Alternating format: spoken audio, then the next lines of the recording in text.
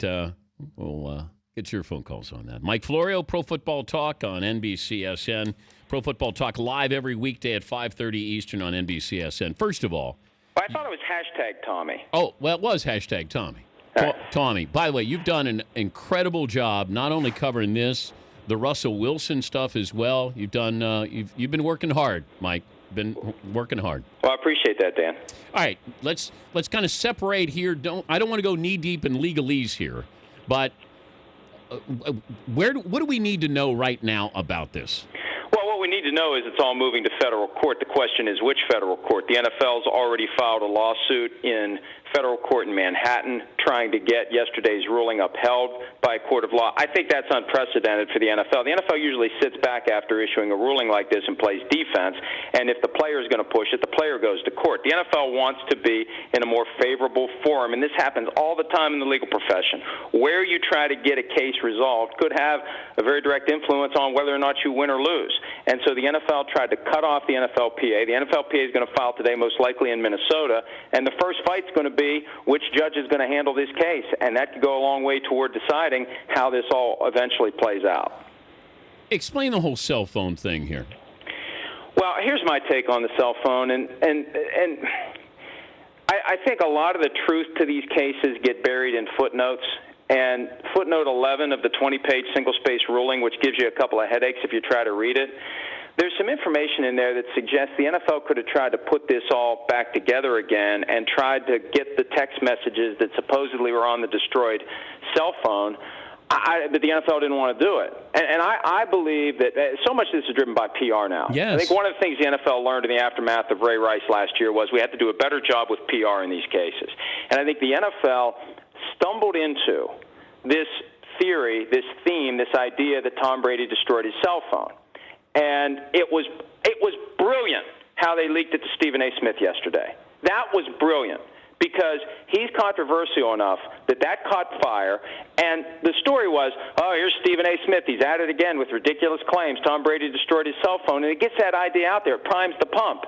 And then at 2 o'clock Eastern time, Tom Brady destroyed his cell phone. And I think that's the message that they wanted us all to digest yesterday. It resulted in the immediate reaction, this is shocking, I can't believe it. And then once you start scratching it, like with so many of these other things, you start scratching it, and there's flaws there. But it's too late. Everybody assumes Tom Brady destroyed his cell phone and all that implies. And what amazes me, Dan, in this effort to prop up the PR, to make the NFL look stronger, more authoritative, I mean, they're throwing dirt on one of the great players in NFL history to do that. Why? Because they have been pummeled and punched and made to look bad and made to look tone deaf, and they fear, I think, ultimately losing this, and they want to win it convincingly in the court of public opinion, and I think they saw that as the silver bullet, this idea that Tom Brady destroyed his cell phone, even though he explains it a very different way. You get that message out there over and over again, Tom Brady destroyed his cell phone, and you win in the court of public opinion. Okay, here we are talking about Brady destroying his cell phone. Didn't the commissioner destroy the Spygate tapes? Well, that was 7 years ago. Okay, but he still... Pay no attention to the man behind the curtain, He destroyed Dan. these tapes. Great and powerful Oz has spoken. Okay. No, but you're right. You're right. And it's... there's a lot of... Look, and I'm not saying the Patriots are innocent here. There was enough smoke between John Yastrzemski and Jim McNally, the two bozos with those text messages, that Ted Wells and company should have gotten one of those guys to crack. There was enough there to believe that you get a skillful interrogator in the room, especially with Jim McNally, and he's going to crack. Ted Wells had the keys. He just couldn't figure out how to put the keys in the lock. So instead, we've had this mess that we've been trying to figure out, that 243-page opus that I think is deeply flawed. And even though the commissioner's ruling yesterday tries to prop it up as best he can, I reject the science completely. There are so many flaws, so many issues, so many problems. But there's problems on both sides, and both sides are trying to win this. And that Tom Brady destroyed his cell phone thing, that's been the strongest punch yet in this fight, and it could be very hard for Tom Brady to overcome it. All right, you're a lawyer. Which side would you want to argue? Well, let me tell you, it's not easy to win these cases when you go to court on an arbitration award. So I'd want to argue the NFL's side because the field is tilted in my favor. Here's why. Judges love private arbitration agreements. They love it when there's an arrangement where somebody else gets to clean up this mess, because that's one less case that's coming to court. Judges don't get paid by the hour. They don't get paid by the case. They're there for anybody who files a case. So when you've got somebody who has gone through this arbitration process, you're not going to touch it unless there are clear flaws with the process. This isn't going to be about Tom Brady's cell phone. This isn't going to be about the deflator. This is going to be about whether or not the NFL applied the proper procedures to the handling of the case. And the law is stacked in the NFL's favor. So without really seeing what the arguments are going to be from the NFLPA, and they've laid out some of them, if I have to pick a side, I'm going to pick the side where the deck's already stacked a little bit in my favor. If it's true that Brady's side offered up a settlement possibility for the NFL, he doesn't say what that offer was, but there is a report that Brady wanted the records sealed, and they wouldn't do. Why would he want the records sealed on something that you didn't do? Because there's stuff in there that doesn't look good for him, even if he didn't generate it. And I think we've seen what happens in cases like this. Things get leaked.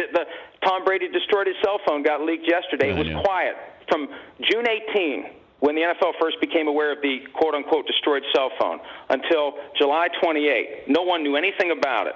5 hours before the ruling comes out, here's Stephen A. Smith. So they leak stuff. And I go back to the initial leak. The 11 and 12 footballs, 2 PSI under the minimum. The leak to Chris Mortensen. That didn't come from the Patriots. It came from the NFL. And that took what was a curiosity and made it into a big deal. Dan, what was your reaction when you heard that? 11 and 12 footballs were 2 pounds under. It was somebody did something here. The question is who did it and who knew about it. It was no longer, oh, this is kind of odd. Well, we'll see where this goes. We knew it was going somewhere bad at that point. And it was false. It was deliberately false. So, that's why I'm skeptical about everything on both sides of this.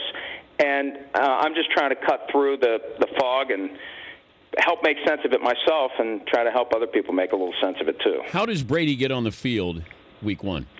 He goes to court and he asks for what's called a preliminary injunction. That's lawyer talk for the judge saying, hang on a second here, we're going to tap the brakes because, if this suspension gets overturned, we can't let you start serving the suspension. There's a chance the suspension is going to go away. So let's wait to implement the suspension until we've resolved the case. That happened 7-8 years ago with a couple of Vikings players who challenged a PED suspension in court, got a preliminary injunction, and they were able to keep playing. That case dragged on for a couple of years. One of the guys, Pat Williams, actually retired before he would have had to serve a suspension.